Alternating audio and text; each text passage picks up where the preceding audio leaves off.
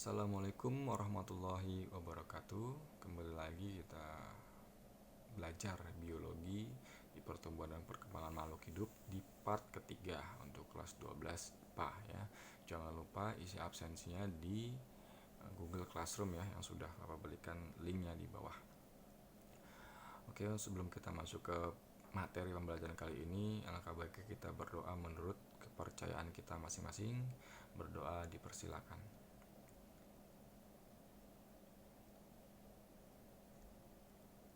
Doa selesai. Oke, kita lanjut ke materi.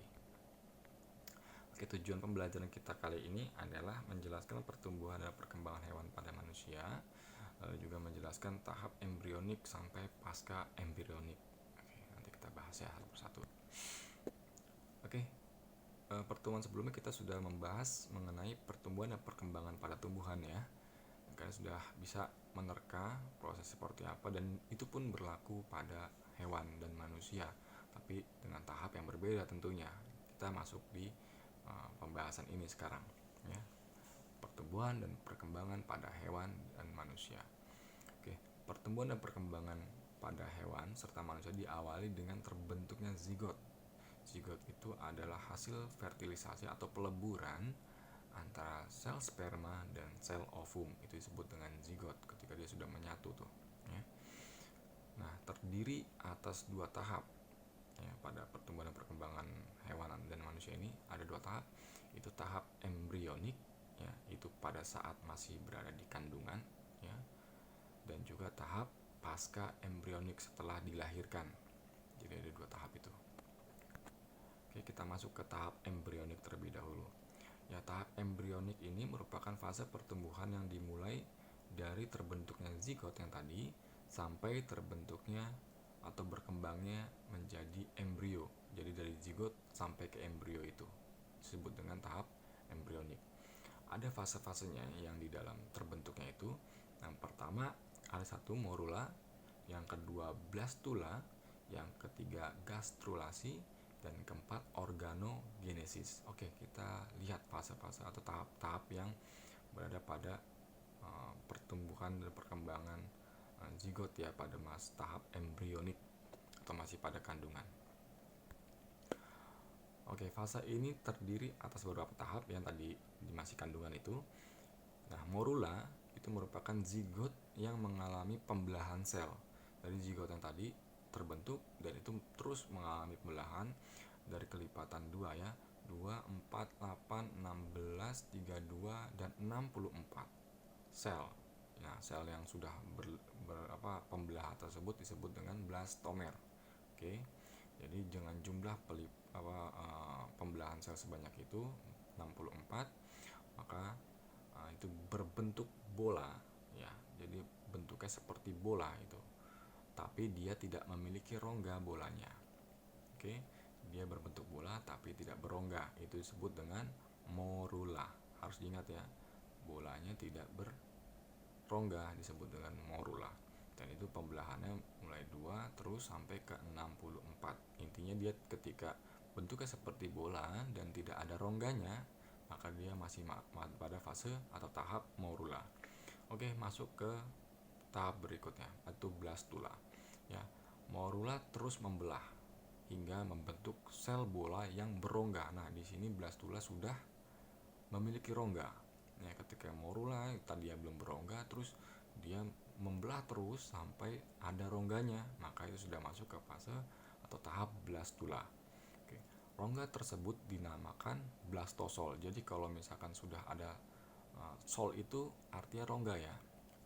Sol itu artinya rongga. Jadi kalau ada rongga ya disebut dengan blastosol. Yang bentuknya itu disebut dengan ketika ada fase yang sudah berrongga itu disebut dengan blastula.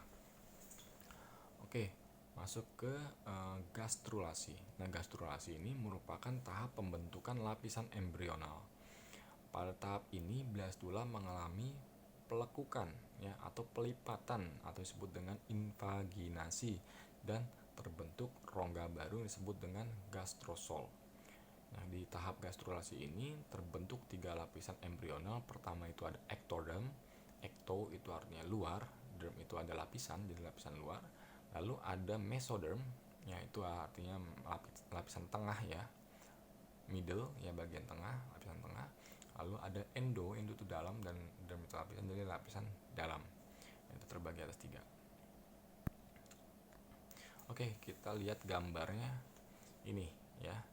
Ini ada tahap embrionik. Oke, di sini Bapak mengambil contoh gambar tahap embrionik dari bintang laut ya. Karena setiap tahap embrionik itu untuk setiap hewan mungkin berbeda-beda, termasuk di manusia. Bentuknya tidak seperti ini saja, tapi rata-rata dia akan menghasilkan morula, blastula, sampai gastrula juga. Cuma bentuknya nanti berbeda. Seperti itu. Ini Bapak ambil gambarnya dari pembentukan bintang laut ya, embrio bintang laut. Nah, itu kalau kalian lihat ini dari satu sel membelah menjadi 2 sel, 4 sel, 8 sel, terus 16, 32 ya, sampai ke 64. Nah, ini baru bentuk morula. Morula ini tadi kan sudah dikatakan dia tidak berongga ya, tidak ada rongganya. Oke, setelah itu dia terus membelah dan membentuk ada rongganya, disebut dengan blastula. Dan rongganya ini itu yang dinamakan dengan blastosol tadi ya. Oke, ketika blastula terus membelah dan terjadi pelekukan, nah ini sebutnya ada lekukan ke dalam di sini ya, ada lekukan dalam ini disebut dengan invaginasi. Itu awal mulanya pada tahap gastrulasi ya. Pada tahap akhir, nah ini sudah tahap akhir, ini sudah lekukan ke dalam, ini pada tahap gastrulasi yang sudah pada finalnya ya, maka nanti di sini akan terbentuk 3 lapisan ya, akan terbentuk 3 lapisan tadi. Kita lihat lapisannya. Nah, itu ada yang kuning ini, ini adalah bagian ectoderm atau bagian luar dari embrionya. Lalu yang warna merah ini bagian endo, dan yang meso yang warna ungu, dan cairan yang ini ya, ini adalah blastosolnya. Oke, jadi nanti ingat ya, bagian luar ini ekto, yang hasil invaginasi ini, pelekukan ke dalam ini menjadi endoderm ya. Endoderm nanti itu akan membentuk, kalau di bintang laut itu akan menjadi anusnya ya, bagian anus gitu. Lalu mesoderm ya di bagian sini. Oke, kita lanjut. Nah, tadi kan baru 3, masuk langsung ke organogenesis ya. Setelah sudah digastrulasi, maka akan terbentuk organogenesis. Nah, pada tahap ini sel-sel mengalami diferensiasi atau perubahan dan terspesialisasi ya, pengkhususan. Jadi perubahan dan pendewasaan jaringan embrional menjadi beragam jenis jaringan lain sampai terbentuk organ gitu ya. Nah, dari tadi kita sudah digastrulasi itu terbentuk 3 ya, lapisan ectoderm, mesoderm, dan endoderm. Nah, apa saja yang akan terbentuk ya, organ-organnya apa saja ya. Itu kalau di ectoderm itu akan membentuk rambut, kulit, sistem saraf, dan indera. Mesoderm itu ada otot, rangka, alat reproduksi, peredaran darah, dan sistem ekskresi atau alat ekskresi, itu bagian meso tengah ya, tadi yang tengah. Lalu yang bagian endoderm itu sistem pencernaan dan juga alat-alat pernapasan seperti itu. Nah, setelah itu embrio ketika sudah terbentuk organ dan sebagainya, dia akan menjadi janin ya. Sudah terbentuk semua sempurna, maka dia akan menjadi janin, sebut dengan fetus ya. Kalau ya fetus sama janin sama ya, tapi bahasa di biologi sebut dengan fetus seperti itu, yang berada di uterus atau rahim ya, di kandungan. Oke, tadi bagian-bagian ini memperjelas aja, yang untuk endoderm, yang untuk mesoderm, dan juga ectoderm, bagian-bagian apa saja seperti itu ya. Ini ada paru-paru, ada tiroid, ada sistem pencernaan gitu ya. Lalu ada ini otot 3, sistem darah ya, ada bagian untuk kidney itu ginjal ya. Ini ada kulit ya, saraf, dan juga warna kulit seperti itu.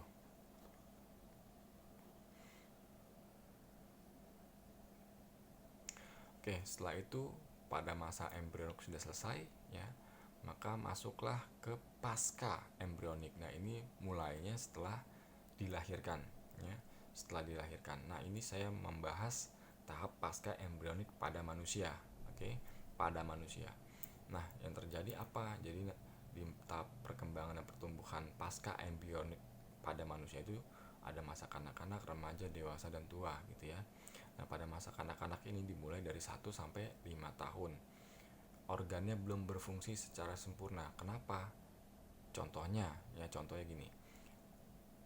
Memang sudah terbentuk organ-organnya gitu ya, sudah kakinya ada lengkap, tangannya ada juga gitu. Tapi di sini organnya belum berfungsi secara sempurna, makanya anak balita itu atau kanak-kanak itu yang umur 1 sampai 5 tahun, apalagi umur 1 tahun, 2 tahun, 3 tahun itu masih sulit untuk berjalan gitu ya. Masih sulit untuk berjalan, untuk memegang benda ya, keseimbangan masih sulit. Nah, itu karena belum berfungsi secara sempurna organ-organnya gitu ya. Lalu masuk ke masa remaja di mana mulai dari 8 sampai 10 tahun dan berakhir ya. Jadi mulainya itu 8, kira-kira 8 sampai 10 tahun itu mulainya remaja, dan berakhir 15 sampai 16 tahun. Nah, itu maksudnya apa? Itu tanda mulai umur ketika sudah pubertas ya, atau akil balik. Nah, di sini sudah berubah nih. Anak-anak remaja itu di psikis, emosinya itu berubah semua. Dan di sini sudah ada pembentukan sel-sel gamet ya, atau sel kelamin gitu ya, pada alat reproduksinya. Lalu yang ketiga, masa dewasa dan juga tua. Di sini pertumbuhan ukurannya sudah terhenti maksimal, jadi pertumbuhan vertikal ataupun tinggi badannya itu sudah mentok lah gitu ya. Lalu ciri-cirinya itu matang fisiknya ya, psikisnya arif dan bijaksana, itu ciri-ciri yang sudah dewasa. Dan juga memikirkannya itu lebih masa depan ya, lebih ke masa depan gitu loh, seperti sudah terperinci lah, sudah matang sekali kalau sudah dewasa. Nah, setelah itu masa tua, dan itu sudah dimulai umur 60 sampai 65 tahun. Ciri-cirinya fungsi organ sudah berkurang ya, jadi sudah lemah lah. Terus kesehatan juga sudah menurun, fisiknya contoh kulitnya itu sudah keriput ya, dan juga menjadi pelupa dan lain-lain sebagainya. Itu ketika sudah menjadi tua, berarti sistem organ yang sudah ada di situ sudah melemah seperti itu. Oke, untuk pertemuan ketiga kali ini kita cukupkan untuk sini saja. Dan ada tugas untuk kalian di pertemuan ini. Pertama, kan tadi sudah Bapak bahas mengenai tahap pasca embrionik pada manusianya gitu ya. Nah, Bapak minta kalian mencari untuk tahap pasca embrionik hewan ya, pada hewannya. Oke, yang kalian cari adalah kata-kata metamorfosis. Kalian pasti sudah pernah dengar ya. Jadi metamorfosis itu ada dua, ada yang sempurna dan tidak sempurna. Lalu yang ketiga ada metagenesis. Nah, ini mungkin kalian masih mengingat ini pada mata pelajaran pada materi di kelas 2 ya. Dan kelas 1 juga sudah ada di tumbuhan ya. Metagenesis ini juga pernah ada, tapi coba cari yang di hewan ya. Lalu yang ketiga, hormon pertumbuhan pada hewan dan manusia. Nah, kalau kita di pertemuan sebelumnya itu kan kita sudah mengetahui hormon, faktor-faktor ya, sebut dengan faktor-faktor luar dan dalam ya pada tumbuhan. Tapi sekarang kita coba kalian cari untuk hormon pertumbuhannya ya, hormon pertumbuhan pada hewan dan manusia seperti itu. Sama atau beda? Apakah dia tetap menggunakan auksin gitu? Tentu saya tidak, maka kalian cari tahu untuk itu ya. Oke, tugas ini tetap dikumpulkan di Google Classroom ya. Oke, kalau misalkan kalian masih ada yang bingung dengan materi dan juga belum ada yang paham di beberapa materinya, boleh langsung kontak ke saya, karena kemungkinan besar ini pertemuan terakhir di bab pertama gitu ya. Jadi nanti ke minggu depan kemungkinan saya akan membuat ulangan ya, penilaian ulangan harian pertama ya, sehingga materi yang sudah saya berikan kemarin itu dipelajari kembali ya, dipahami kembali ya, sehingga nanti kalian mendapatkan nilai yang bagus semua. Oke, cukup sekian dari saya, kurang lebih mohon maaf ya. Sampai bertemu di pertemuan berikutnya. Wassalamualaikum warahmatullahi wabarakatuh.